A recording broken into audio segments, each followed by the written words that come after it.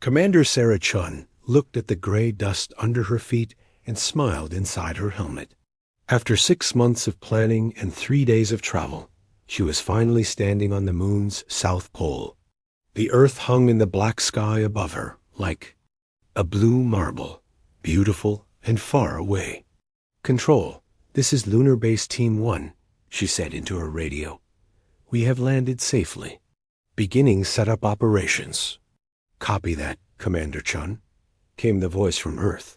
"Good luck down there." Sarah turned to watch her team unload their equipment from the landing craft. Dr. James Okafor was already setting up his geological tools, his movements careful in the low gravity.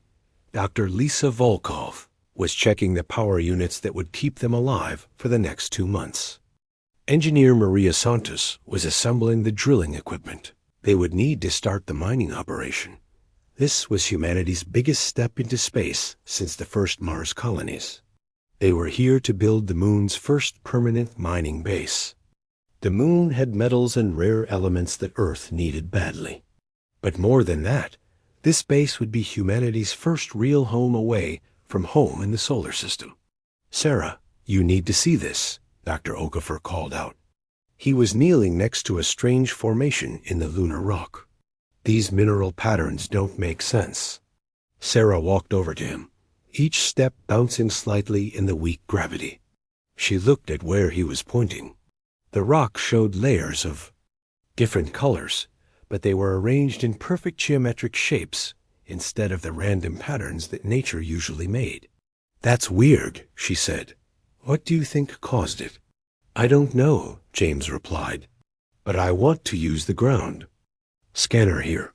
Something doesn't feel right." Sarah nodded. James had been studying rocks and planets for 20 years.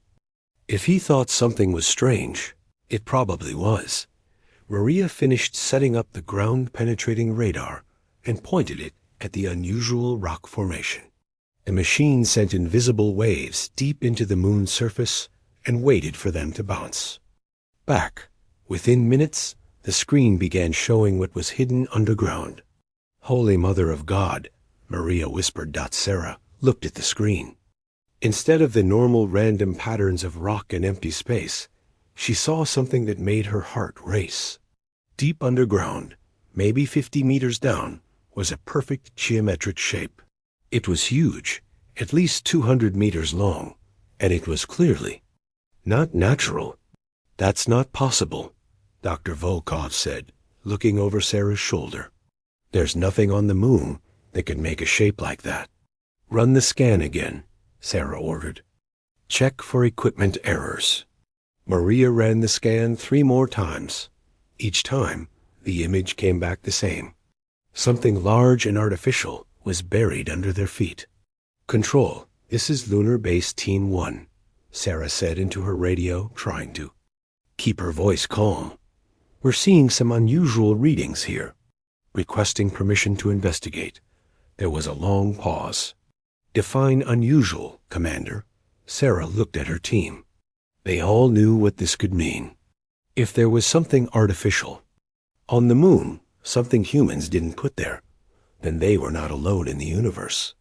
"We're detecting a large geometric structure underground," she said carefully. "It appears to be artificial in origin." Another long pause. "Are you certain this isn't equipment malfunction?" "We've triple-checked, Control. The readings are consistent." "Commander Chun, you are authorized to investigate, but proceed with extreme caution. Document everything." Sarah felt excitement and fear mixing in her stomach. "Copy that, Control. Beginning excavation operations." The next 12 hours passed in a blur. The team worked in shifts, using their drilling equipment to dig down toward the mysterious object. The moon's low gravity made the work easier, but they had to be careful not to damage whatever was down there. As they dug deeper, the readings on their instruments became more and more strange. The object seemed to be made of materials that their scanners couldn't identify. Sometimes the readings said it was metal. Sometimes they said it was crystal. Sometimes they said it was both at the same time. "This doesn't make sense," Dr. Volkov sighed, staring at her computer screen. According to this, the object is reflecting radio waves in ways that shouldn't be possible. What do you mean? Sarah asked. It's like the radio waves are bouncing back before they even hit the object. And some of them are coming back stronger than when we sent them out. James looked up from his rock samples. I'm getting similar readings from the soil around it. The mineral composition keeps changing when I'm not looking directly at it. Sarah frowned. That's impossible. I know, James said, but look at this. He showed her 2 sample containers. I took these samples from the exact same spot, 5 minutes apart. This one shows normal lunar rock. This one shows materials that don't exist on Earth. At 30 meters down, they hit something hard. Maria's drills stopped moving forward and started making a high-pitched whining sound. That's it, she said. We've reached the surface of whatever's down there. Sarah climbed down into the hole they had dug. Her helmet lights showed a surface that looked like black glass, but when she moved her head, colors seemed to flow across it like oil on water. I'm seeing the surface now, she reported to her team above. It's beautiful and impossible. She reached out with a gloved hand to touch the surface. The moment her glove made contact, symbols appeared in the material. They looked like no writing system she had ever seen. They seemed to move and change shape even as she watched them. Sarah, get out of there, Dr. Volkov called down. My instruments are going crazy up here. But Sarah couldn't move. The symbols on the surface were changing faster now, and somehow she felt like they were trying to tell her something. They weren't just random marks. They had meaning, purpose, commander. James's voice was sharp with worry. Sarah blinked and realized she had been staring at the symbols for several minutes without moving. She quickly climbed back up to the surface. What happened down there? Maria asked. I'm not sure, Sarah said honestly. But whatever this thing is, it's not just a dead object. It responded to my touch. Dr. Volkov showed Sarah her instrument readings. Look at this. The moment you touched it, every piece of equipment we have started giving impossible readings. Time measurements, gravity readings, electromagnetic fields. Everything went crazy for exactly 3 minutes and 17 seconds. And then? Sarah asked. Then everything went back to normal. Except for this. Lisa pointed to one readout that was still flickering with strange numbers. Our atomic clock says we lost 17 seconds somewhere. But our backup clock says we gained 43 seconds. Sarah stared at the readings. In 20 years of space missions, she had never seen anything like this. Whatever was buried under the moon's surface was beyond anything humanity had ever encountered. We need to expose more of the surface, she decided, and we need to be very, very careful about it. As the team worked to clear more dirt away from the mysterious object, Sarah couldn't shake the feeling that they were about to discover something that would change everything. The symbols she had seen kept flashing in her mind, and she had the strangest feeling that they were meant specifically for human eyes. The universe, it seemed, had been waiting for them to find this place. The question was, why? Commander Sarah Chun looked at the gray dust under her feet and smiled inside her helmet. After 6 months of planning and 3 days of travel, she was finally standing on the moon's south pole. The earth hung in the black sky above her, like a blue marble, beautiful and far away. Control, this is Lunar Base Team 1, she said into her radio. We have landed safely. Beginning setup operations. Copy that, Commander Chun, came the voice from Earth. Good luck down there. Sarah turned to watch her team unload their equipment from the landing craft. Dr. James Okafor was already setting up his geological tools, his movements careful in the low gravity. Dr. Lisa Volkov was checking the power units that would keep them alive for the next 2 months. Engineer Maria Santos was assembling the drilling equipment they would need to start the mining operation. This was humanity's biggest step into space since the first Mars colonies. They were here to build the moon's first permanent mining base.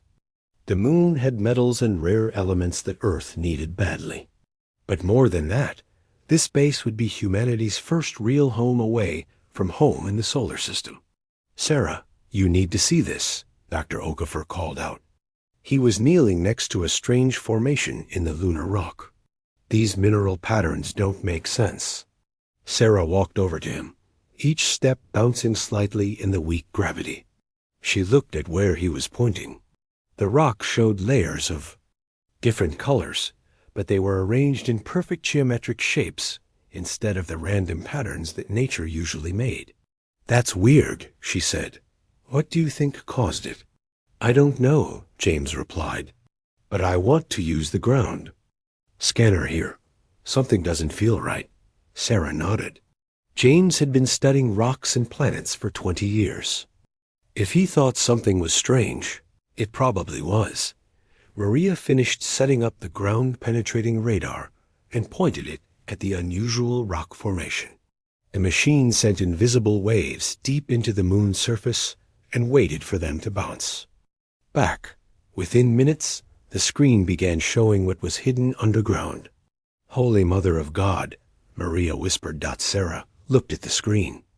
Instead of the normal random patterns of rock and empty space, she saw something that made her heart race. Deep underground, maybe 50 meters down, was a perfect geometric shape. It was huge, at least 200 meters long, and it was clearly not natural. "That's not possible," Dr. Volkov said, looking over Sarah's shoulder. "There's nothing on the moon that could make a shape like that." "Run the scan again," Sarah ordered. "Check for equipment errors." Maria ran the scan 3 more times. Each time, the image came back the same. Something large and artificial was buried under their feet. "Control, this is Lunar Base Team 1, Sarah said into her radio, trying to keep her voice calm. "We're seeing some unusual readings here. Requesting permission to investigate." There was a long pause. "Define unusual, Commander." Sarah looked at her team. They all knew what this could mean. If there was something artificial on the moon, something humans didn't put there, then they were not alone in the universe. "We're detecting a large geometric structure underground," she said carefully. "It appears to be artificial in origin." Another long pause. "Are you certain this isn't equipment malfunction?" "We've triple-checked, Control. The readings are consistent." "Commander Chun, you are authorized to investigate, but proceed with extreme caution. Document everything." Sarah felt excitement and fear mixing in her stomach. "Copy that, Control. Beginning excavation operations." The next 12 hours passed in a blur. The team worked in shifts, using their drilling equipment to dig down toward the mysterious object. The moon's low gravity made the work easier, but they had to be careful not to damage whatever was down there. As they dug deeper, the readings on their instruments became more and more strange. The object seemed to be made of materials that their scanners couldn't identify. Sometimes the readings said it was metal. Sometimes they said it was crystal. Sometimes they said it was both at the same time. "This doesn't make sense," Dr. Volkov sighed, staring at her computer screen. "According to this, the object is reflecting radio waves in ways that shouldn't be possible." "What do you mean?" Sarah asked. "It's like the radio waves are bouncing back before they even hit the object. And some of them are coming back stronger than when we sent them out." James looked up from his rock samples. "I'm getting similar readings from the soil around it.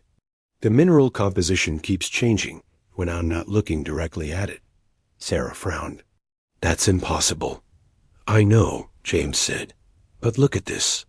He showed her 2 sample containers. "I took these samples from the exact same spot, 5 minutes apart. This one shows normal lunar rock. This one shows materials that don't exist on Earth. At 30 meters down, they hit something hard. Maria's drills stopped moving forward and started making a high-pitched whining sound.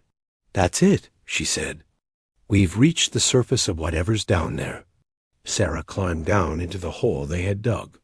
Her helmet lights showed a surface that looked like black glass, but when she moved her head, colors seemed to flow across it like oil on water.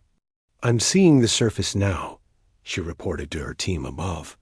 "It's beautiful and impossible." She reached out with a gloved hand to touch the surface.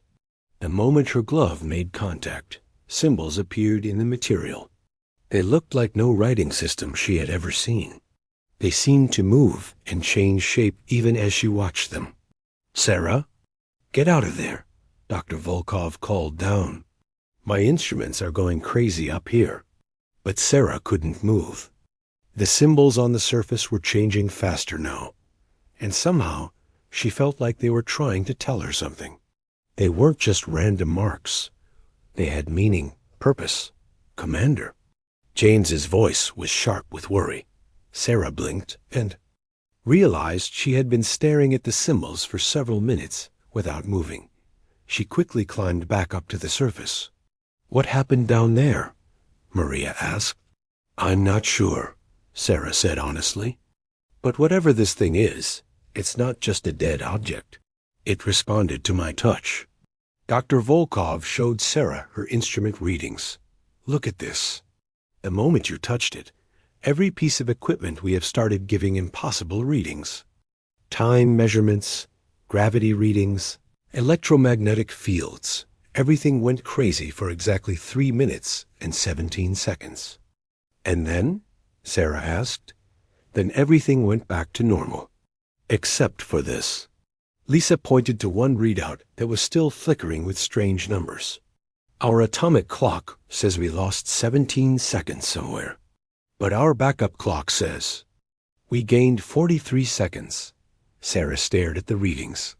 In 20 years of space missions, she had never seen anything like this. Whatever was buried under the moon's surface was beyond anything humanity had ever encountered. "We need to expose more of the surface," she decided, "and we need to be very, very careful about it." As the team worked to clear more dirt away from the mysterious object, Sarah couldn't shake the feeling that they were about to discover something that would change everything. The symbols she had seen kept flashing in her mind, and she had the strangest feeling that they were meant specifically for human eyes. The universe, it seemed, had been waiting for them to find this place. The question was, why? 3 days after the discovery, Sarah stood at the edge of the excavation pit and stared down at what they had uncovered. The alien ship stretched out below them like a sleeping giant made of black crystal and flowing metal. It was impossible to look at for too long because it seemed to change depending on where she stood. From the north side of the pit, the ship looked like it was 200 meters long. When she walked to the south side, it appeared to stretch beyond the edges of their excavation, maybe a kilometer or more. Dr. Volkov had measured it 17 times and gotten 17 different answers. "Control, this is Commander Chun," Sarah said into her radio. "We have fully exposed the upper surface of the object. It is definitely a constructed vessel of unknown origin." "Copy that, Commander. What are your next steps?" Sarah looked at her team. They had been working around the clock to understand what they had found. Dr. Okafor had taken hundreds of samples from around the ship, but they kept changing composition when he wasn't looking at them. Maria had tried every scanning technique she knew, but the ship seemed to exist in ways that broke their instruments. "We're going to attempt entry," Sarah said. There was a long silence from Earth. "Commander, that seems extremely dangerous." "Everything about this is dangerous," Sarah replied. "But we came here to explore the unknown. This is about as unknown as it gets." Dr. Volkov approached Sarah with her tablet computer. "I've been studying the surface patterns," she said. I think I understand something about how this ship works. Tell me, Sarah said. It's not just responding to physical contact. It's responding to our thoughts, our intentions. Lisa showed Sarah the data.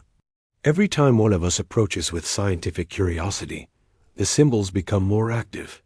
When we approach with fear or aggression, they dim.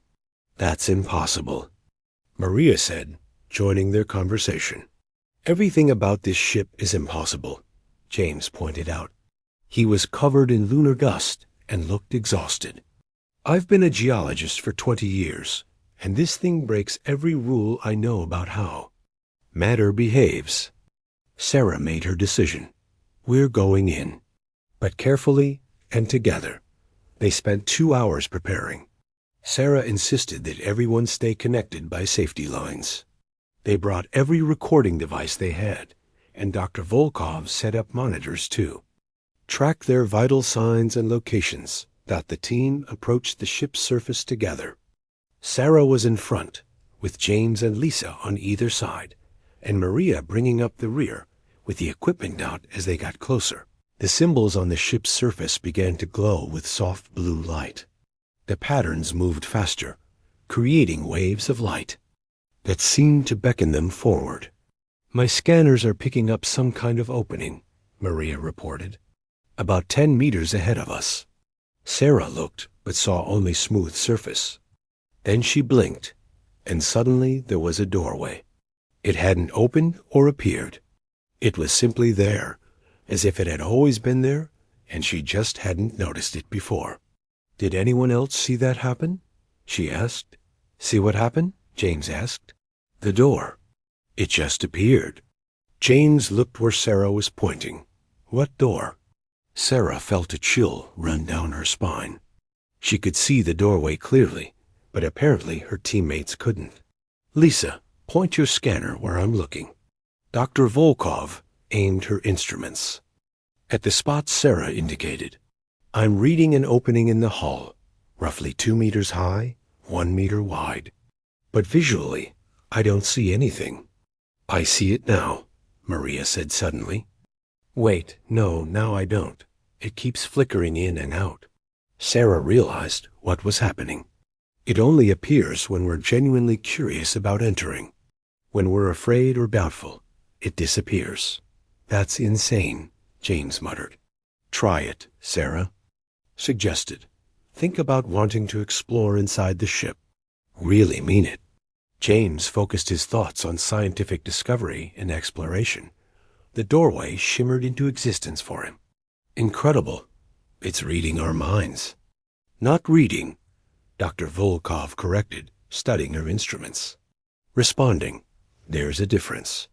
It's like the ship wants to be explored, but only by beings who approach it with the right intentions. Sarah stepped toward the doorway. As her boot crossed the threshold, she felt a strange tingling sensation, like walking through thick water. The inside of the ship was nothing like what she expected. The walls glowed with the same soft blue light as the exterior symbols. But the space inside was wrong. Sarah could see her teammates following her through the doorway, but when she looked back, the door was somehow both behind her and to her left at the same time. This is impossible, Maria said, her voice echoing strangely. According to my instruments, we're in a space that's bigger inside than the ship is outside. The corridor they were walking down stretched ahead of them, but also seemed to curve back on itself. James was taking measurements with his geological tools, but they kept giving him readings that contradicted each other. I'm reading that we've walked 300 meters, he reported. But my step counter says we've only taken 50 steps. Dr. Volkov was staring at her tablet computer with confusion. Time is acting strange in here, too. My chronometer says we've been inside for 10 minutes, but my backup timer says it's been 3 minutes. They came to what looked like a junction where 3 corridors met. But when Sarah tried to count them, she kept getting different numbers. Sometimes there were 3 corridors, sometimes 5. Once, for just a moment, she saw 7. Which way do we go? Maria asked. Sarah looked down each corridor. They all looked identical, stretching away into blue-lit distance. She was about to suggest they split up when she realized that would be incredibly dangerous in a place where the normal rules didn't apply. We stay together, she decided. And we follow our instincts, not our instruments. She chose the corridor that felt right, though she couldn't explain why. As they walked, the walls around them began to change. The symbols became more complex, forming patterns that seemed almost like written language. "Look at this," James said, stopping next to a section of wall. "These symbols, they're trying to tell us something." As they watched, the symbols rearranged themselves into simpler patterns. It was like the ship was trying to communicate in a way they could understand. Dr. Volkov gasped. "I think it's showing us a star map. Look, those patterns match constellation positions." The star map showed their solar system, with Earth and the Moon clearly marked. But it also showed hundreds of other systems, connected by flowing lines of light.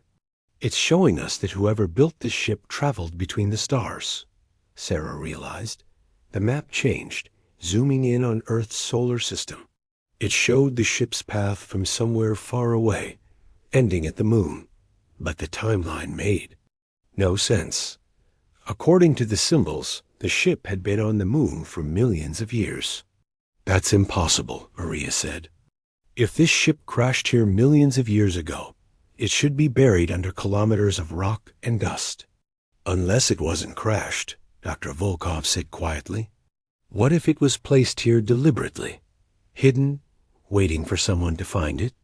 The corridor opened into a vast chamber that definitely couldn't fit inside the ship they had seen from outside. The ceiling disappeared into darkness above them, and the walls curved away beyond the reach of their lights. In the center of the chamber was something that made Sarah's mind struggle to understand what she was seeing. It looked like a tree made of light and mathematics, with branches that extended in directions that didn't exist. Floating around it were objects that might have been books, but they moved and changed shape like living things. "What is this place?" James whispered. Sarah approached the tree of light carefully. As she got closer, she could see that it wasn't just light. It was information, pure knowledge that somehow had physical form. One of the floating book things drifted toward her. She reached out to touch it, and the moment her glove made contact, her mind was flooded with images and concepts that she barely understood. She saw civilizations spanning galaxies. She saw beings of pure thought who had evolved beyond the need for physical bodies. She saw the purpose of this ship and the test it represented. When the vision ended, Sarah was on her knees. Her teammates gathered around her in concern. "Sarah, what happened?" Dr. Volkov asked. Sarah looked up at them, her mind reeling from what she had experienced. "This isn't just a ship," she said. "It's a test, and we're not the first ones to find it." Sarah stared at the broken reality engine, trying not to think like a scientist. The machine was a nightmare of impossible parts that seemed to exist in several dimensions at once. Gears made of pure light spun through solid crystal circuits. Wires of crystallized mathematics connected components that had no business working together. The Zelanti tried to repair this using quantum mechanics, the paradox engine explained. They calculated the exact frequency needed to harmonize the crystalline components. Their logic was perfect, their mathematics flawless. The machine rejected their repairs and became more damaged. Dr. Volkov was already studying the control panel, her scientific mind automatically analyzing the symbols and patterns. "If I can just understand the underlying principles."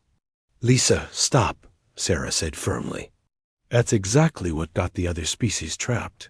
"But we need to understand how it works," Dr. Volkov protested.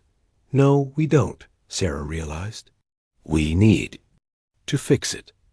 And according to the engine, it can only be fixed by using the tools wrong." Maria looked at the scattered repair tools floating around the machine. They were unlike anything from Earth. Some looked like wrenches made of light. Others resembled screwdrivers that existed in multiple dimensions. One looked like a hammer. That was somehow inside out. "I don't even know what these things are supposed to do," Maria said. "Perfect," Sarah replied. "Then you can't use them the wrong way, because you don't know what the right way is." Sarah picked up what looked like a wrench made of crystallized starlight. The moment she touched it, knowledge flooded her mind about its proper function. It was designed to tighten quantum bolts by rotating them through 17 dimensions simultaneously. She looked at a loose connection in the reality engine and deliberately did the opposite of what the tool was designed for. Instead of rotating the quantum bolt through multiple dimensions, she simply hit it sideways with the wrench like she was hammering in a nail. The machine sparked with impossible colors, and a section that had been dark suddenly began glowing with healthy energy. "That shouldn't work," Dr. Volkov said, staring at her instruments. "That's why it does work," Sarah replied. "Maria, try fixing something." Maria picked up the inside-out hammer and approached the section where crystalline circuits were clearly broken. The proper repair would involve using the hammer to forge new connections at the molecular level while maintaining perfect resonance frequencies. Instead, Maria started humming an old Earth song she remembered from her childhood and gently tapped the broken circuits with the flat side of the hammer. As she hummed, the crystals began to resonate with the melody and slowly grew back together. "This is insane," James muttered, but he picked up a multidimensional screwdriver anyway. He found a panel that was obviously meant to be opened by carefully rotating the screws through a complex mathematical sequence. James stuck the screwdriver into the first screw and turned it completely randomly while thinking about his grandmother's apple pie recipe. The panel popped open. Immediately Dr. Volkov watched her teammates succeeding by ignoring everything they knew about engineering and physics. "I can't do this," she said. "My mind won't let me use tools incorrectly. I keep calculating the right way to use them." "Then don't think about the tools at all," Sarah suggested. "Think about something else entirely." "Like what?" "Like your daughter back on Earth," Sarah said. "Think about the bedtime stories you want to tell her when you get home." Dr. Volkov's face softened as she thought about her 5-year-old daughter, Emma. She picked up a tool that looked like a wrench made of folded space and began working on a section of the machine that was clearly beyond repair. But instead of thinking about quantum mechanics, she thought about Emma's laugh dot as she worked, thinking about fairy tales and goodnight kisses. The impossible machine began to heal itself under her hands. The tools seemed to respond to her emotional state rather than her technical knowledge.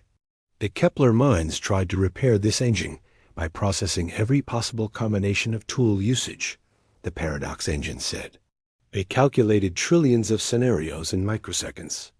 But they could not conceive of using a quantum resonance calibrator to tell bedtime stories to broken machinery. Within an hour, the 4 humans had repaired a machine that had stumped some of the most advanced civilizations in the galaxy. They did it by singing songs, thinking about home, and deliberately ignoring everything they knew about how machines were supposed to work. "How is this possible?" Dr. Volkov asked as the reality engine hummed with perfect harmony. "Because you understand something the other species forgot," the paradox engine replied. "The universe is not purely logical. It operates on principles that include emotion, creativity, intuition, and what you might call magic. The architects learned this truth before they transcended physical existence. The chamber around them began to change, revealing its true size and purpose." Sarah realized they were standing inside a vast library that stretched beyond the horizon in all directions. The books she had seen earlier were everywhere, floating and dancing through the air like living thoughts. "This is the archive of transcendence, the paradox engine explained. It contains the collected wisdom of the architects, even freely to any species that proves they can think beyond the boundaries of pure logic. Sarah approached one of the floating books. When she touched it, she didn't see technical specifications or scientific formulas. Instead, she saw understanding. She learned about the balance between reason and intuition, about the dangers of becoming too dependent on systematic thinking. The architects discovered that intelligence without wisdom leads to stagnation, the engine continued. Every species that becomes too logical eventually stops growing, stops adapting, stops evolving. They become trapped in their own perfection. But humans aren't perfect, James said. We make mistakes all the time. Exactly, the engine replied. Your imperfection is your strength. You can think logically when logic is needed, but you can also abandon logic when it becomes a hindrance. This flexibility is incredibly rare in the universe. Dr. Volkov was studying the freed machinery with wonder. So all those other species, the ones in the crystal cases, they became too specialized in rational thought, the engine explained. The Zelanti could calculate the movement of galaxies, but couldn't trust a simple gut feeling. Dvorth achieved perfect logical unity, but lost the ability to think as individuals. The Kepler minds could process any amount of data, but couldn't understand the value of an illogical choice made from love. Maria looked around at the vast archive. What happens now? Do we get to take this knowledge back to Earth? The knowledge is yours, the engine said. But more importantly, you have proven that humanity possesses a rare gift. You can solve problems that pure logic cannot handle. The galaxy has been waiting for a species like yours. Sarah felt the weight of that statement. Waiting for what?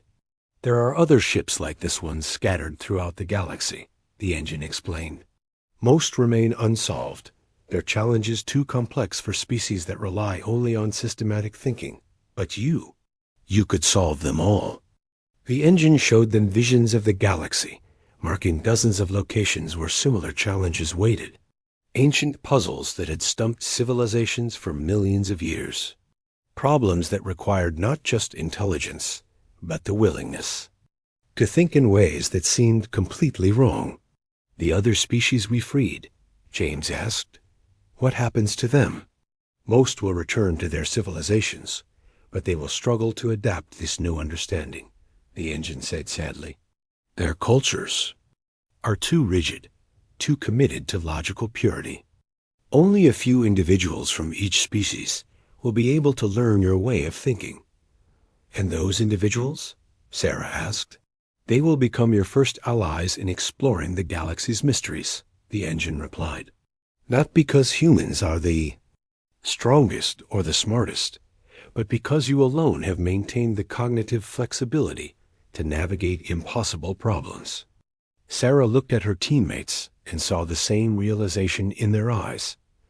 They had come to the moon to build a mining base. Instead, they had discovered humanity's true destiny among the stars. There's one more thing you should know, the engine sighed. The reason your species developed this rare ability to balance logic with intuition, reason with emotion, individual thinking with cooperation. What reason? Dr. Volkov asked. Earth's history, the engine explained. Your planet produced multiple intelligent species that competed and cooperated. You faced constant challenges that required both logical solutions and creative leaps. Most worlds develop only one type of intelligence, but Earth forced you to become mentally flexible just to survive. Sarah smiled as she understood. Humanity's chaotic, contradictory, often illogical nature wasn't a weakness. It was exactly what the universe needed. So what do we do now? She asked. Now, the engine said, you go home and prepare your species for its true role in the galaxy. You will become the problem solvers, the ones other civilizations call when their perfect logic fails them. As the ship prepared to release them back to the lunar surface, Sarah realized that everything was about to change. Humanity was no longer alone in the universe, and they had just discovered that their greatest strength was their beautiful, chaotic refusal to accept that some problems couldn't be solved. 6 months later, Sarah stood on the observation deck of the newly expanded lunar base and watched ships from 17 different worlds dock at the station. The alien vessels looked like nothing humanity had ever imagined. Some were made of living crystal that grew and changed shape as they moved. Others looked like metal flowers that bloomed through space. One ship appeared to be made entirely of controlled lightning. "Commander Chun to Earth Control," she said into her communicator. "The Galactic Problem-Solving Conference is about to begin. Representatives from all freed species are present." "Copy that, Commander. The President sends his regards and reminds you that the whole world is watching." Sarah smiled. The whole world was indeed watching, but it was no longer just one world. That mattered. In the 6 months since their discovery in the alien ship, everything had changed. The first change had been the most dramatic. When the Paradox engine released the trapped alien species, most of them had struggled to return to their home civilizations. The Zelanti Confederacy couldn't understand how their most brilliant scientists had been saved by beings who barely understood quantum physics. The Vorth Collective was confused by individual humans, making decisions without consulting the group mind. But some individuals from each species had stayed. They wanted to learn what they called human thinking. Dr. Kethvar from the Zelanti had given up his prestigious position as a quantum mathematician to study human emotion and intuition. Vorth Prime 7 had voluntarily disconnected from the collective mind to experience individual decision-making for the first time in her species' history.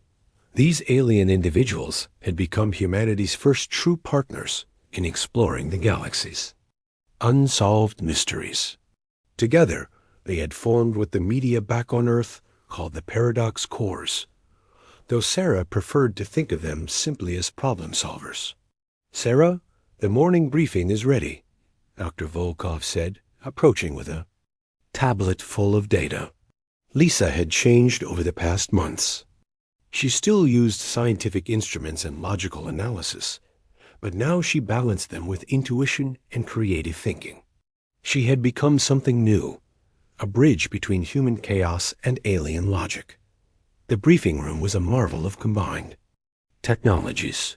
Human engineering provided the basic structure, but alien improvements had made it a space where beings with completely different ways of thinking could work together comfortably. Sarah looked around the table at her expanded team. James sat next to Kethvar, discussing geological samples from planets where rocks grew like plants. Maria was comparing notes with a Kepler mind named Process 9, who had learned to appreciate the beauty of mechanical imperfection. But the most remarkable change was in the humans themselves. They had not gained alien technology or superhuman abilities. Instead, they had learned to trust and develop the cognitive flexibility they had always possessed. They could think logically when logic was needed, but they could also make intuitive leaps that surprised even themselves. "What's our status on the Andromeda puzzle?" Sarah asked. "We're making progress," James reported. "The ancient structure on Kepler 442b is definitely another architect test, but it's more complex than the ship we found here. It seems to require not just flexible thinking, but coordinated flexible thinking between multiple species.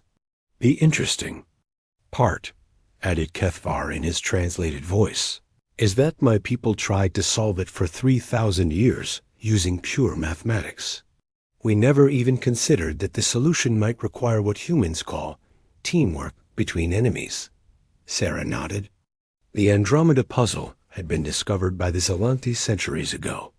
It was a massive structure that posed mathematical challenges no single species could solve. But when humans approached it with their instinct for cooperation between different viewpoints, patterns began to emerge.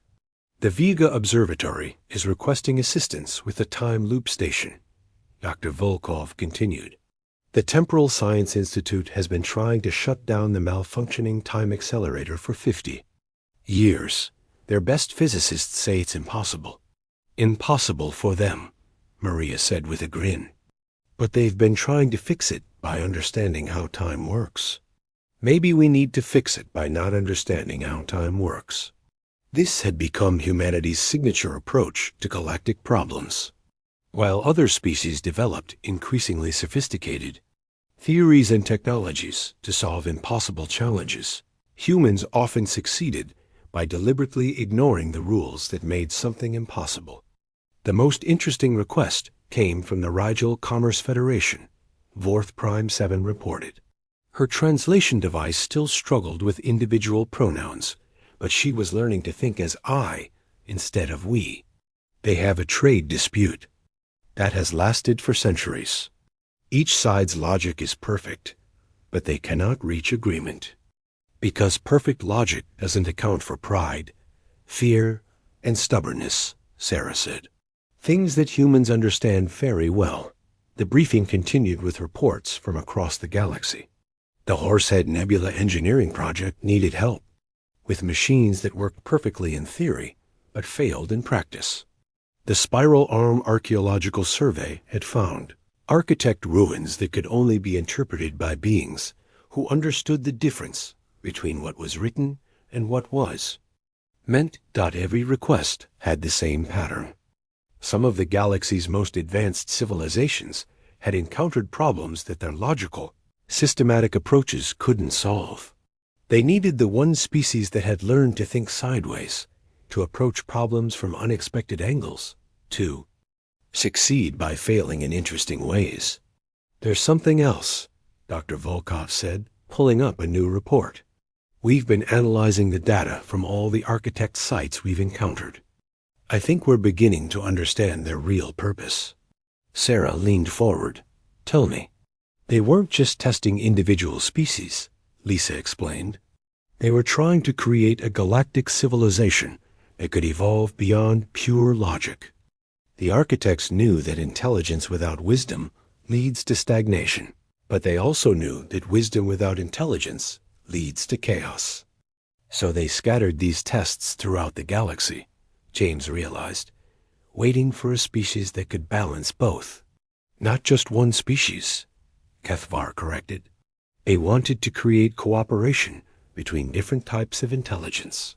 Logical species like mine, unified species like the Vorth, computational species like the Kepler minds, and chaotic species like humans.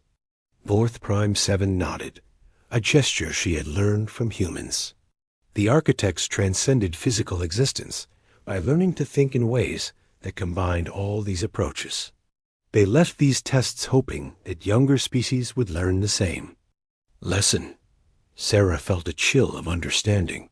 You're saying that humanity isn't special because we're better than other species. We're special because we can work with other species in ways they can't work with each other. Exactly, Dr. Volkov sighed. The Scifi are incredible mathematicians, but they can't understand emotional logic. The Vorth are masters of coordination, but they can't think as individuals. The Kepler minds can process any amount of data, but they can't appreciate the value of intuition. But humans, Process 9 added in its electronic voice, can do all of these things badly enough to appreciate when others do them well. Maria laughed. So we're not the smartest species in the galaxy. We're just the most confused. Confusion is a form of flexibility, Sarah realized.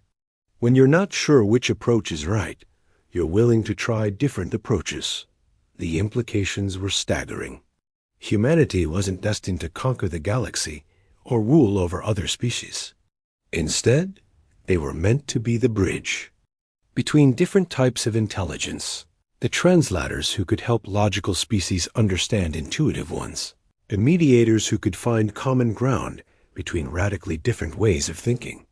The reports from Earth indicate that our governments are still trying to understand the political implications. Dr. Volkov said, some want to use our new status to gain advantages in trade and territory. Sarah shook her head. They're missing the point. This isn't about human dominance. It's about human cooperation. The galaxy has been waiting for a species like ours, James said, not because we're superior, but because we're necessary.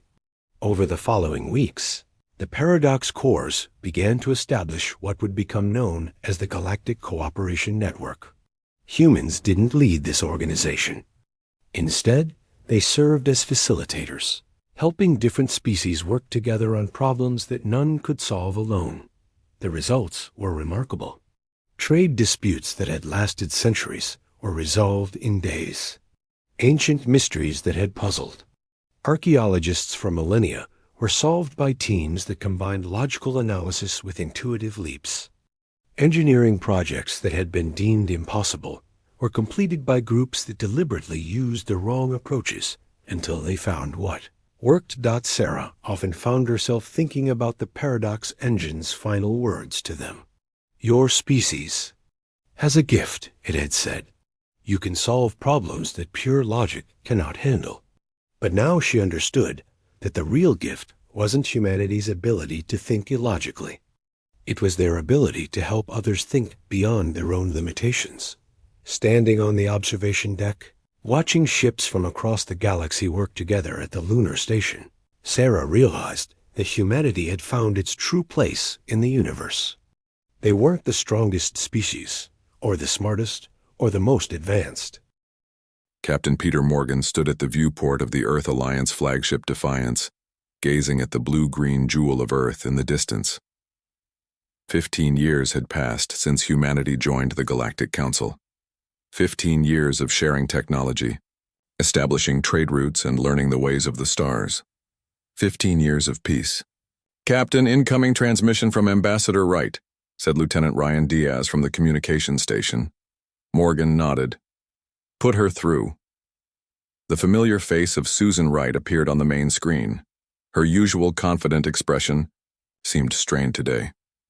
"Peter, the Council has called an emergency session on Celestia Prime. All senior representatives are required to attend immediately," she said. Morgan frowned. "That's unusual. Did they say what it's about? Some kind of security concern? Very hush-hush?" She lowered her voice. "Something feels off about this. I can't put my finger on it. The Defiance is scheduled for joint military exercises with the Vedrani fleet near Pluto tomorrow. I can postpone." "No," Ambassador Wright interrupted. "Maintain the schedule." "Hi." Chancellor Zorn specifically mentioned the importance of these exercises. "We don't want to create diplomatic tension by canceling at the last minute," Morgan agreed reluctantly. Years of military training had taught him to trust his instincts, and right now, they were screaming that something was wrong. The next morning, the Defiance and 4 other Earth Alliance vessels rendezvoused with the Vedrani fleet in the outer solar system. The massive alien ships dwarfed the human vessels, their crystalline hulls shimmering in the distant sunlight. Fleet Commander Krav of the Vedrani appeared on the communication screen. His scaled face revealed no emotion as he spoke. "Captain Morgan, we are pleased you could join us for these important exercises. Please move your vessels to the coordinates we've transmitted." Morgan studied the data. "Those coordinates will position us on the far side of Pluto, out of direct communication. With Earth?" "Yes," replied Krav. "The exercises include communication disruption scenarios. Is this a problem?" "No problem," Morgan said, though his unease grew stronger. "We'll proceed to the designated area." As the Earth vessels moved into position, Morgan quietly ordered his communications officer to maintain an open channel to Earth. Using their quantum entanglement communicator, technology the Council didn't know humans had perfected. 4 hours into the exercises, alarms blared across the bridge. "Captain!" "Multiple ships dropping out of hyperspace near Earth," shouted the sensor officer. They're Council vessels. Vedrani, Talari, Mox near. At least 30 capital ships. "Hail them immediately," Morgan ordered. No response came. Instead, they watched in horror as the Council fleet moved into attack formation around Earth. "Get me Earth Defense Command now," Morgan shouted. General Olivia Carter's face appeared on screen, her expression grim. "Morgan, we're tracking multiple inbound vessels. They're not responding to hails. What the hell is going on?" Before Morgan could respond, the tactical officer called out, "Energy signatures spiking in the Council fleet. They're charging weapons." "General, it's an attack. Get our planetary shields up now," Morgan yelled. The Defiance's long-range sensors captured the horrifying scene. Massive energy beams cutting through Earth's atmosphere, followed by kinetic projectiles raining down on major cities. The planetary defense shields, still in early deployment stages, couldn't cover the entire planet. "All ships battle stations," Morgan commanded. "We're returning to Earth immediately."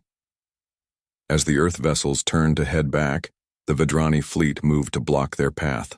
"Captain Morgan," Fleet Commander Krav's voice was cold. "By order of the Galactic Council, your vessels are to stand down and surrender. Earth has been deemed a threat to galactic stability." Morgan's face hardened. "Like hell we will. What you're doing is an act of war against a council member. Your membership has been revoked," Krav replied without emotion. The Vedrani ships opened fire. The Defiance shuddered as energy blasts struck its shields. "Evasive maneuvers," Morgan ordered. "Return fire, target their propulsion systems." The bridge erupted into controlled chaos as the crew fought to keep their ship intact. Two smaller Earth vessels were quickly disabled, their crews captured. A third managed to jump to hyperspace but emerged directly into a waiting Talari battle group. "Captain, we can't win this fight," said Commander Jack Hill, Morgan's executive officer. "They outnumber us 5-1. Morgan knew he was right. Staying meant certain death or capture, neither of which would help Earth. "Program a series of random jumps," Morgan ordered. "We need to escape and regroup." "Sir, random jumps are extremely dangerous." "It's our only chance," Morgan cut in. "They'll be expecting standard escape routes." As the Defiance took more hits, its shields weakening, Morgan opened a channel to Earth one last time.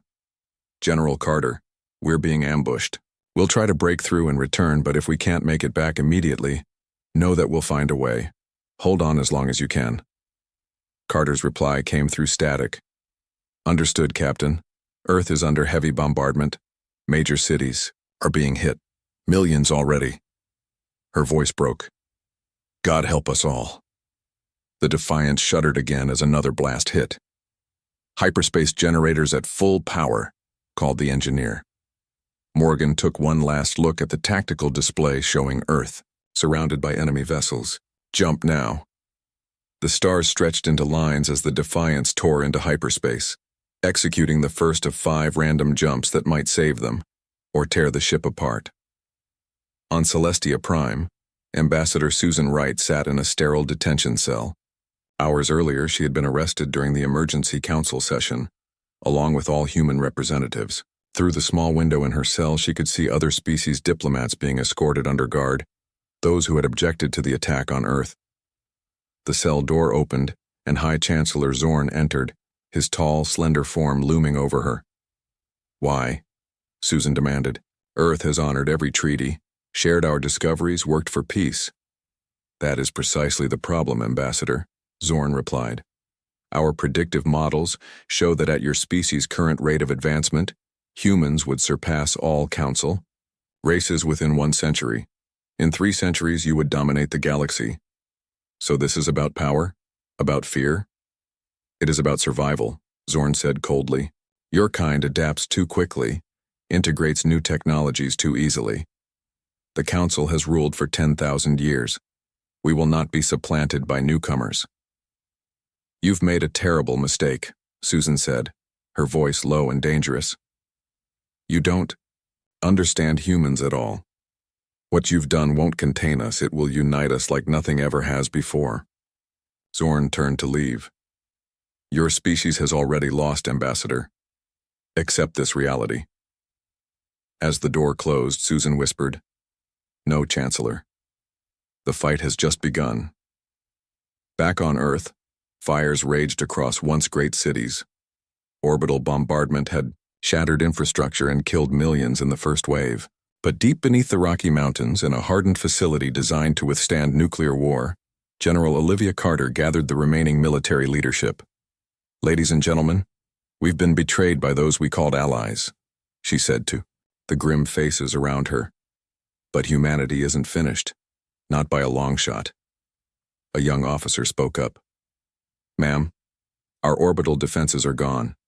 Our major military installations have been destroyed. What can we possibly do against their technology?" Carter's eyes flashed with determination. "We do what humans have always done when backed into a corner. We get creative. We adapt. We survive." She activated a holographic display showing underground facilities across the planet. "We have resources they don't know about, technologies we kept in reserve, and we have Dr. Alan Baker's research team, which was working on breakthroughs the Council knows nothing about." She looked at each person in the room. "Make no mistake, this is humanity's darkest hour. But I promise you this. The Galactic Council will learn that betraying humanity was the worst mistake they ever made." 3 months passed since the attack on Earth. The once blue planet now bore ugly brown scars visible even from space. Dust clouds from the bombardment dimmed the sunlight. Council ships patrolled Earth's orbit, maintaining a tight blockade while extraction vessels pulled resources from the surface. In the underground facility beneath the Rocky Mountains, General Olivia Carter studied holographic maps showing the state of human resistance worldwide. Red dots marked areas under alien control. Green showed hidden human strongholds. There were far too many red dots. "General, Dr. Baker has arrived," announced a young officer. Carter nodded. "Send him in." Dr. Alan Baker entered, carrying a tablet. His clothes were wrinkled and dark circles underlined his eyes. He had barely slept since the attack. "Tell me you have good news, Alan," Carter said. Baker placed his tablet on the table, displaying complex diagrams. "We've made progress with the alien technology we recovered from the downed Vidrani scout ship. Their physics is advanced, but not incomprehensible. Can we use any of it to fight back? Maybe." Baker brought up a new image showing brain scans. "We've discovered something interesting. The neural interface they use to control their ships. Humans can use it too, but with an unexpected difference." He pointed to specific areas on the scan. "When aliens use these interfaces, they follow strict patterns. Their brains connect in predictable ways. But human brains, we form new neural pathways. We adapt. We improvise." Carter leaned forward. "What does that mean in practical terms?" "It means we could potentially integrate with their technology more effectively than they can," Baker said, excitement breaking through his exhaustion. "With the right modifications, a human pilot could control alien systems in ways the aliens never imagined." A spark of hope lit in Carter's eyes. "How long until we can test this?" "We need volunteers.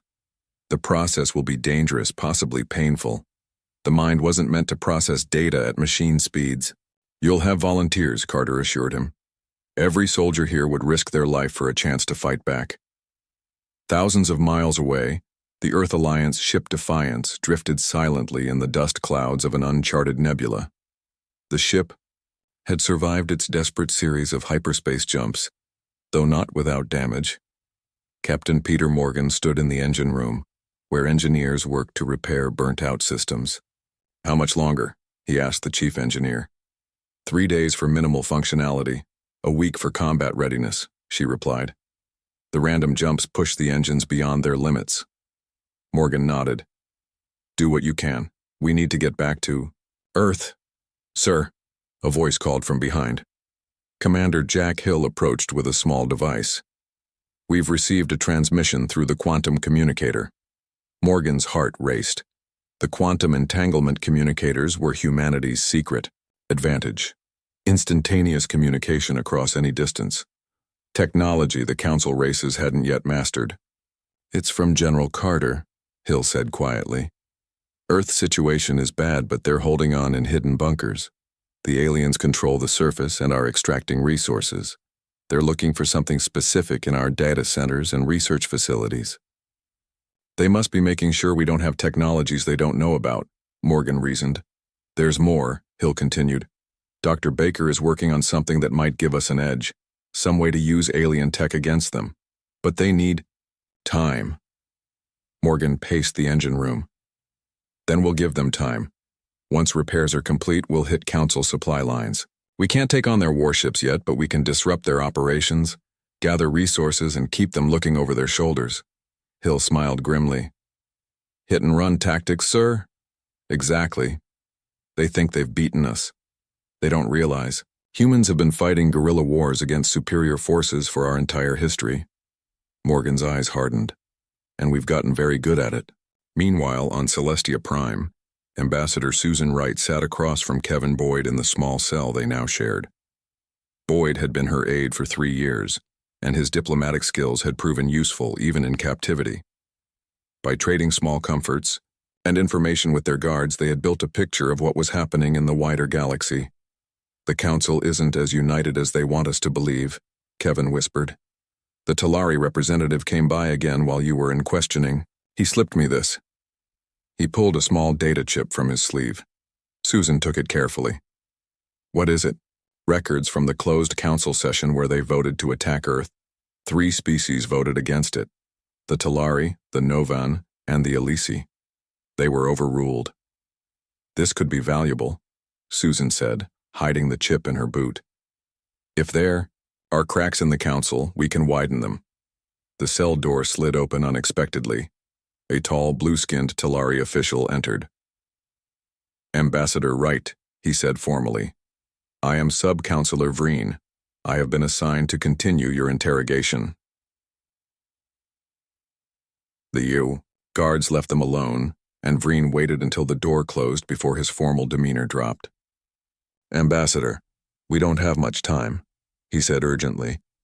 There are those among the council races who believe the attack on your world was wrong. We are organizing, but we must move carefully. Susan studied him cautiously. Why should I trust you? Because the Talari understand what it means to face extinction, Vreen replied. 2,000 years ago, before we joined the council, we nearly destroyed ourselves in civil war. We know the value of second chances. What are you proposing?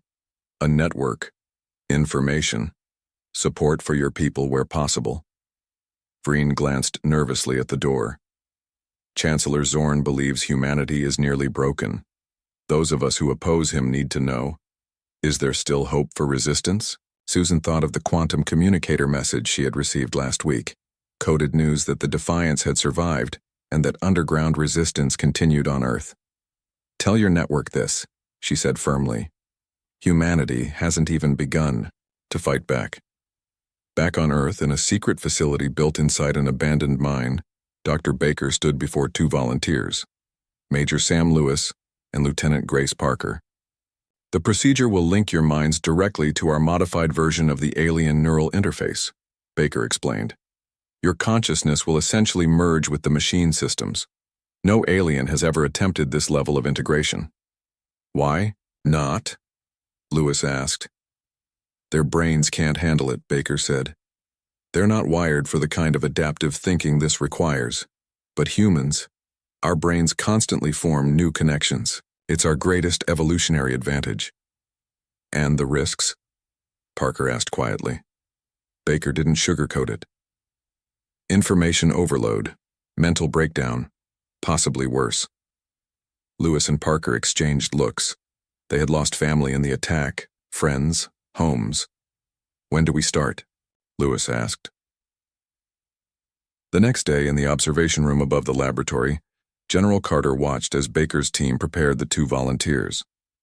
Complex equipment surrounded the reclined chairs where Lewis and Parker lay. This is our best hope, Baker told Carter. If this works, humans will be able to process information and control systems at speeds no alien can match. And if it doesn't work? Carter asked. Baker's face was solemn. Then we keep trying. We adapt. We're human. It's what we do. The procedure began.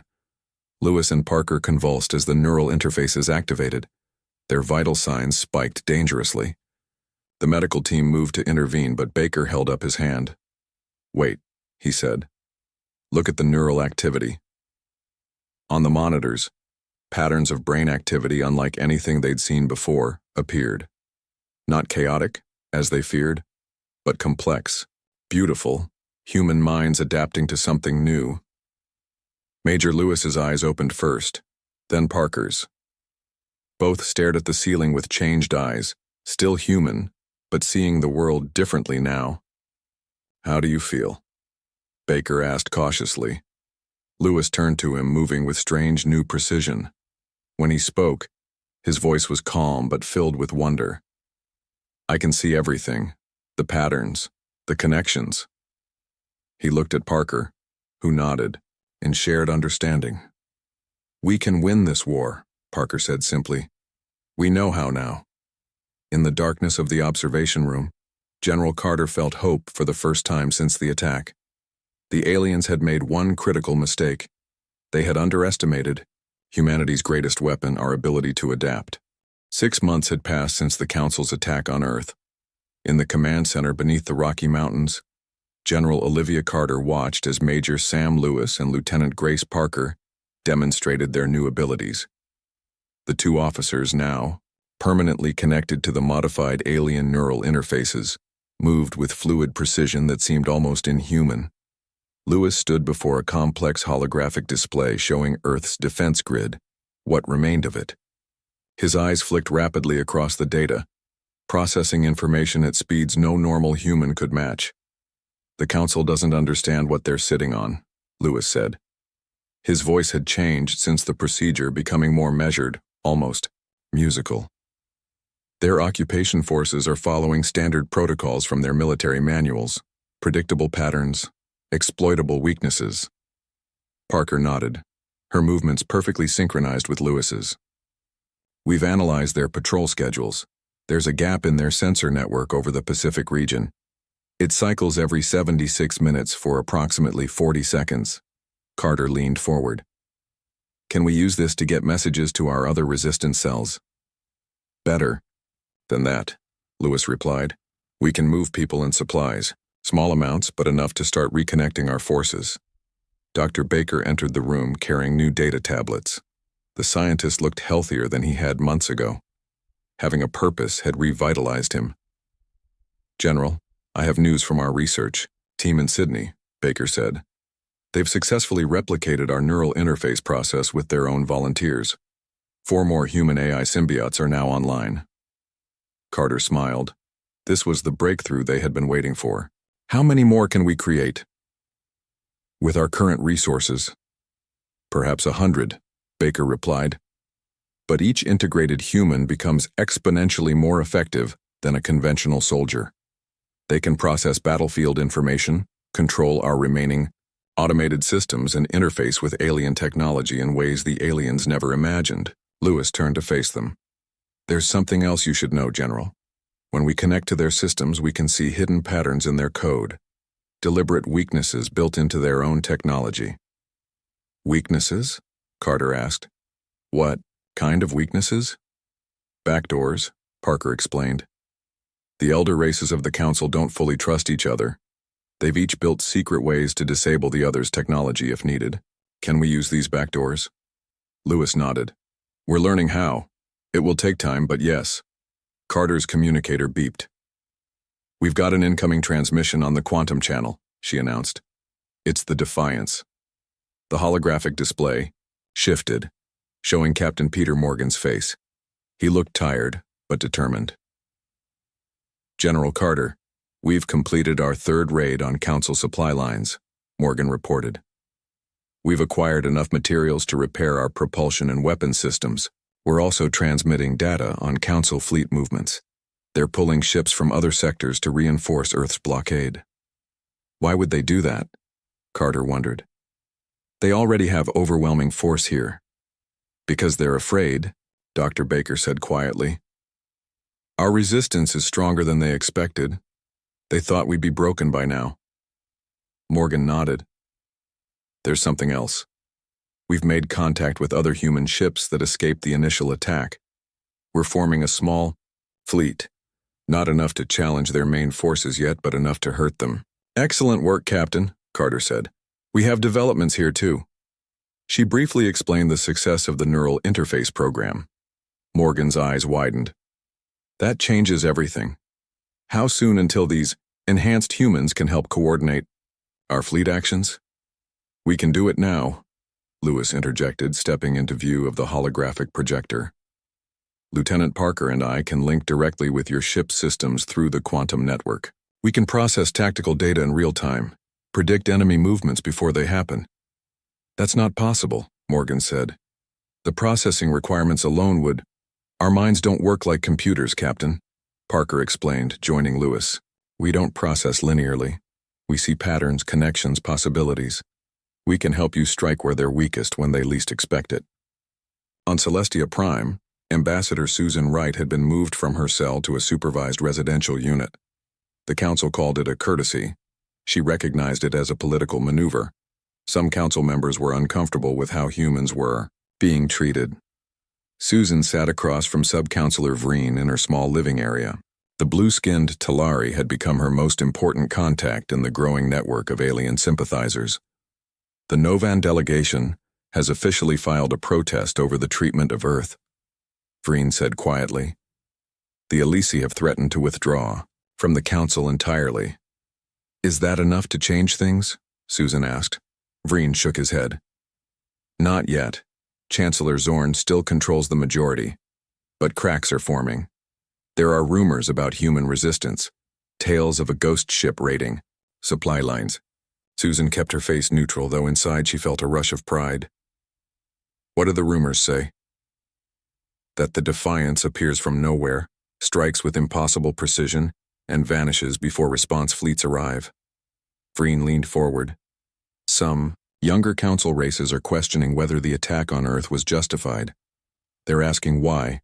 If humans were such a threat, they haven't used planet-killing weapons against council worlds in retaliation. We're better than that, Susan said simply. And that, Vreen replied, is what frightens Zorn the most.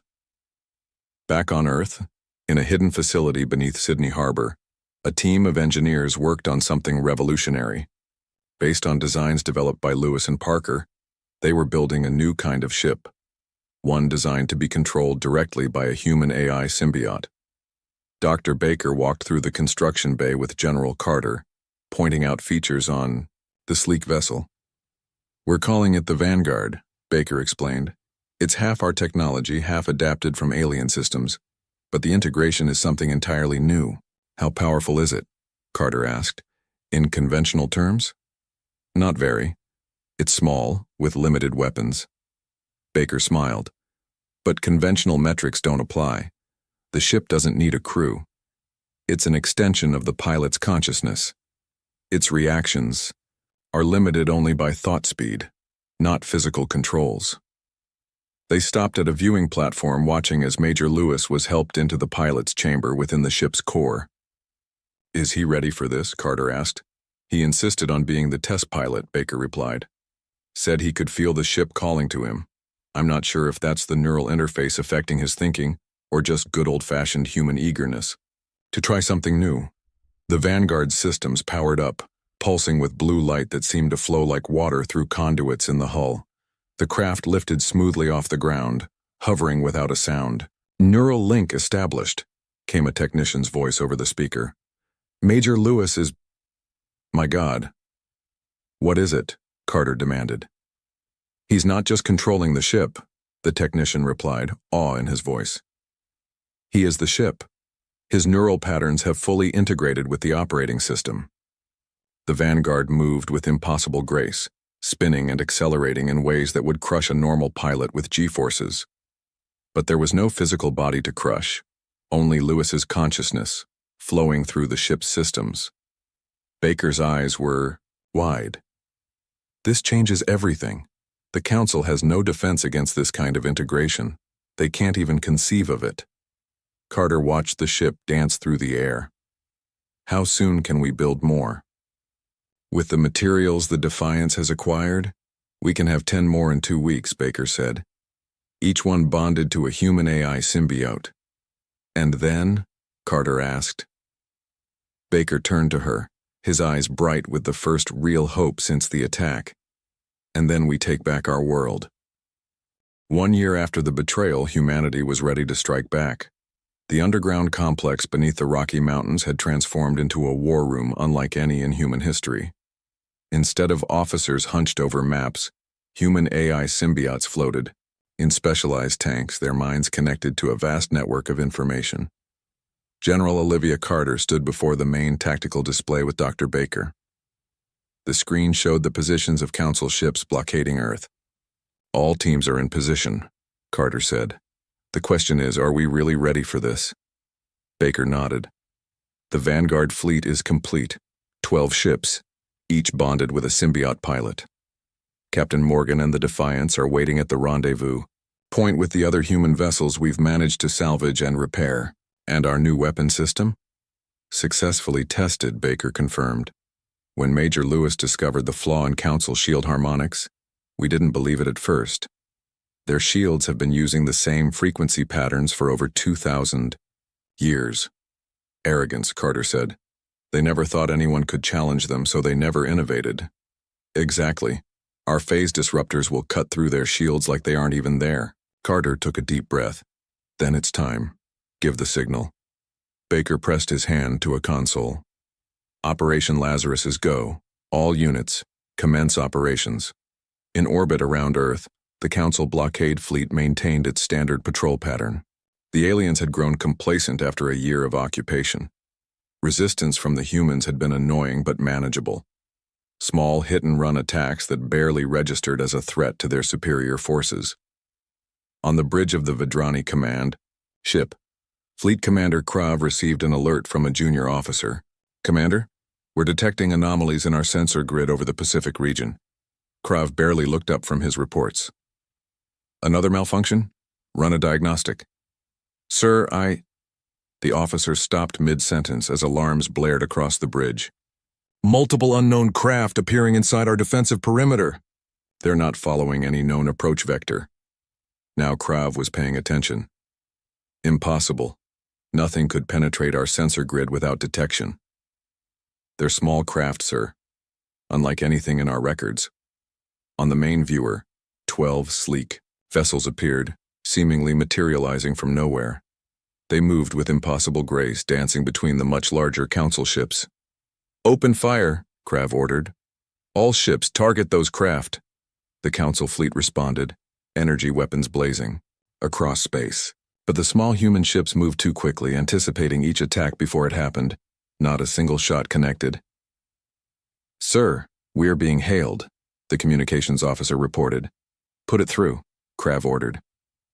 A human face appeared on screen. Major Sam Lewis.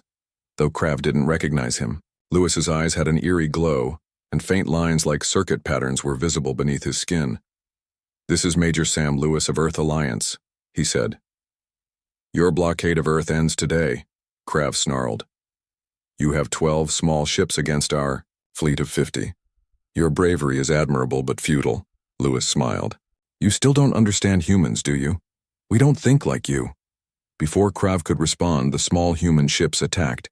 They fired strange weapons that bypassed the Council ships' shields completely. Strategic systems were hit with surgical precision, not to destroy the ships but to disable them. "Sir, our shields are ineffective," a panicked officer reported. "They're targeting our propulsion and weapon systems." Krav pounded his control panel. "Call for reinforcements. Now." Meanwhile, at the edge of the solar system, the Defiance led a fleet of 20 human ships out of hiding. Captain Peter Morgan stood on the bridge, watching as Lieutenant Grace Parker coordinated their attack through her neural link with the fleet's systems. "The symbiote squadron has engaged the blockade," Parker reported, her eyes glowing with the same light as Lewis's. "Council ships are disabled, but not destroyed. Their communications are offline. They can't call for help." Morgan nodded. "Commence. Phase 2. All ships, move in." The human fleet accelerated toward Earth, engaging the outer perimeter of Council defense vessels. Unlike the symbiote pilots, these were conventional ships with regular crews, but they had an advantage: the element of surprise and new weapons designed by the enhanced humans. On Celestia Prime, Ambassador Susan Wright sat in a council session. After months of diplomatic work and growing support from sympathetic aliens, she had been granted observer status in certain meetings. She watched as Chancellor Zorn addressed the assembled representatives about the successful pacification of Earth. Susan's communicator vibrated silently in her pocket, a signal from Kevin Boyd. The message was simple. It's happening. She struggled to keep her expression neutral as Zorn continued speaking. The human threat has been contained. Their resistance efforts are disorganized and ineffective. We expect full surrender within. A junior aide rushed into the chamber, interrupting the Chancellor. He whispered urgently in Zorn's ear. The Chancellor's scaled face darkened with rage. Impossible, he hissed. Susan chose this moment to stand. Something wrong, Chancellor? Zorn glared at her. This session is adjourned due to an urgent matter. As the representatives began filing out, Sub-Councillor Vreen approached Susan. It's begun, hasn't it? He asked quietly. Susan nodded. Humanity is taking back what's ours, but in our way, not theirs. Vreen looked confused. What do you mean? Watch and see. Back at Earth, the battle had turned decisively in humanity's favor. The symbiote squadron had disabled the main council fleet without destroying it. Morgan's ships had secured the orbital space. Now came the most crucial part of the plan. The symbiote ships took up positions around the disabled council vessels and broadcast a message on all frequencies, not just to the council ships, but to every inhabited world across the galaxy. Major. Lewis's face appeared on screens everywhere. Attention, peoples of the galaxy. I am Major Sam Lewis of Earth. 1 year ago, the Galactic Council launched an unprovoked attack on my homeworld, killing millions of innocent civilians. They claimed we were a threat to galactic peace. The broadcast showed images of the devastation on Earth, followed by footage of the current battle, human ships disabling but not destroying the Council fleet. Look carefully at what you're seeing, Lewis continued. We have the ability to destroy the Council fleet completely. Instead, we have chosen to disable their ships while minimizing casualties. We are not the monsters they claimed we were, on D. The Vedrani command ship, Krav watched in impotent fury as the human broadcast continued. To the Galactic Council leadership, Earth demands the immediate withdrawal of all occupation forces. We demand reparations for the damage inflicted on our world, and we demand a full accounting of those responsible for this unprovoked attack. Lewis's enhanced eyes seemed to stare directly at viewers across the galaxy. To the peoples of all worlds, judge for yourselves who the real threat to peace is. We await your response. The broadcast ended, leaving silence across communication channels throughout the galaxy. On Celestia Prime, the council chamber erupted into chaos as representatives demanded explanations from Chancellor Zorn. The Elisi delegation announced their immediate withdrawal from the council. 3 other races followed suit. Susan Wright watched as Zorn's support crumbled before his eyes. She caught Vreen's gaze across the chamber, and the Talari nodded with respect. The counterattack had succeeded in ways no conventional military strategy could have. Humanity had not just fought back, they had changed the rules of the game entirely.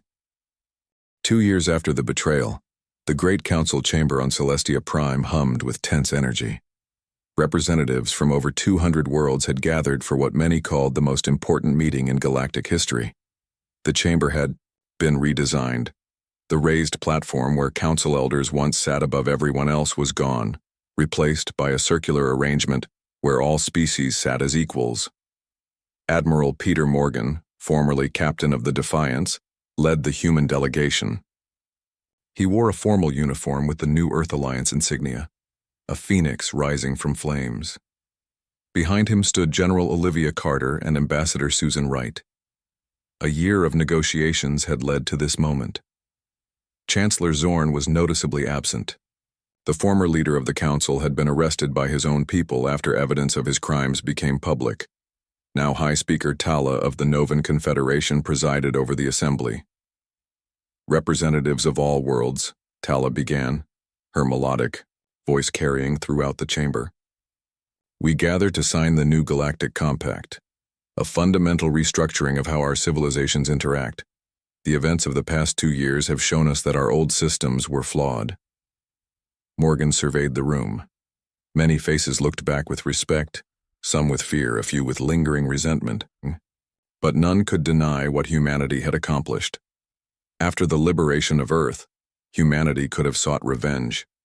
Instead, they had proposed a new kind of interstellar agreement, one where no single species or small group could ever again authorize action against another without true consensus.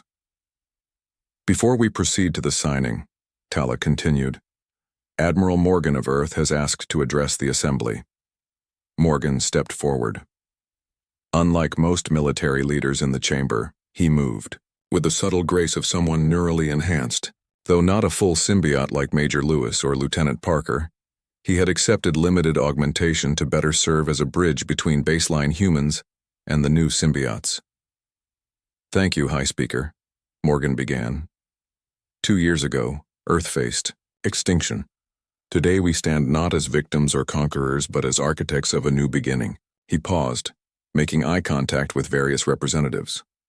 Some ask why we did not seek revenge when we had the power to do so. The answer is simple. Revenge would have only continued the cycle that led us here. Instead, we chose a different path. On a huge display behind him, images appeared. Earth cities being rebuilt, humans and alien volunteers working side by side to restore damaged ecosystems. The attack on Earth revealed fundamental flaws in how the galaxy was governed, but it also revealed something about humanity that even we didn't fully understand. The display shifted to show the symbiotes, humans with the subtle glow of enhanced neural systems, working with complex technology in ways that still astonished other species. Our adaptability, the very trait that frightened the old council, proved to be not just our salvation but potentially the galaxy's as well. We don't seek to dominate, we seek to integrate, to find new connections, new possibilities. In the Sydney facility, now expanded into a major research center, Major Sam Lewis and Lieutenant Grace Parker watched the proceedings through their neural links. They were joined by hundreds of other symbiotes worldwide, their enhanced minds forming a network that spanned the globe. The old council feared what humanity might become, Lewis whispered, though Parker could hear him perfectly through their shared connection. They never imagined this outcome. Because they thought in terms of conquest and hierarchy, Parker replied, they couldn't conceive of power used differently. Back in the council chamber, Morgan continued, the new galactic compact we signed today contains 3 fundamental principles. First, no action can be taken against any member world without full transparency and genuine consensus. Second, technological and cultural exchange will be open to all, without the artificial restrictions the old council imposed. And third, any species that wishes to adapt or integrate with technology has that right, with proper safeguards. Morgan gestured to Dr. Alan Baker, who had joined the delegation. Our scientists have already begun working with researchers from 12 worlds to explore safe methods of neural enhancement, adapted to different physiologies. What was once seen as a threat, humanity's unique ability to integrate with technology, is now recognized as a gift we can share. High Speaker Tala rose. Are there any final statements before we proceed to signing? Sub-Councillor Vreen, now the lead representative of the Talari, stood. The Talari wish to formally apologize for our role in the attack on Earth, even though we voted against it. We failed to take stronger action to prevent a grave injustice. Other representatives stood one by one offering similar sentiments. The Elisi, the Novan, and others who had opposed the attack, but failed to prevent it. Even representatives of the Vedrani, Zorn's own people, rose to acknowledge their guilt. Morgan nodded acknowledgement to each. Earth accepts these apologies. In the spirit of moving forward together, what matters now is not past wrongs but the future we build. The signing ceremony began. Each representative approached the central table to place their mark on the new compact. Morgan signed for Earth, the Phoenix insignia glowing faintly as authentication technology verified his identity. Later that evening, a reception was held in the Grand Hall. Morgan stood with Ambassador Wright, watching representatives from worlds that had been enemies just months ago now engaged in animated conversation. Did you ever imagine this outcome when you were sitting in that cell 2 years ago? Morgan asked. Wright shook her head. Never. I hoped we would survive, maybe even win our freedom. But this, She gestured to the diverse gathering. This is so much more. The council thought they were containing a threat, Morgan said. Instead, they forced us to become something greater than we might have been otherwise. Across the room, Dr. Baker was deep in conversation with a group of alien scientists, explaining aspects of neural integration technology. General Carter stood with military leaders from other worlds, discussing the new joint defense protocols that would replace the old council's unilateral authority. On Earth, the symbiotes watched through Morgan's eyes. Their enhanced minds were already turning to new challenges: environmental restoration, medical breakthroughs, and exploration initiatives that would push beyond the boundaries of known space. Lewis and Parker stood at a viewport in the Sydney facility, looking at the stars. "So what happens now?" Lewis asked. Parker smiled. "Now the real work begins. The Council betrayed humanity because they were afraid of what we might become. Our job is to show them, and ourselves, that their fear was misplaced." "And what will we become?" Lewis wondered. "Something new," Parker replied. "Something that combines the best of humanity with the best of what we can learn from others. Not conquerors or victims, but pioneers." As the reception continued on Celestia Prime, Morgan raised a glass in a toast that was broadcast across human settlements throughout Earth and the colonies that had survived the attack. "To the future," he said simply. Across Earth, humans repeated the toast, in underground bunkers still being converted to peaceful use, in cities being rebuilt, on ships patrolling the new defense network, and in research centers where symbiotes were helping to create technologies that would benefit all species. To the future, the Council had betrayed humanity, expecting to crush a dangerous upstart species. Instead, they had forced humanity to evolve, not into the conquerors they feared, but into something far more revolutionary: bridge builders between the biological and the technological, the past and the future, the diverse species of a galaxy, now moving toward true cooperation. The rage had been unleashed, but it had been channeled into creation rather than destruction. And that, perhaps, was the most human victory of all.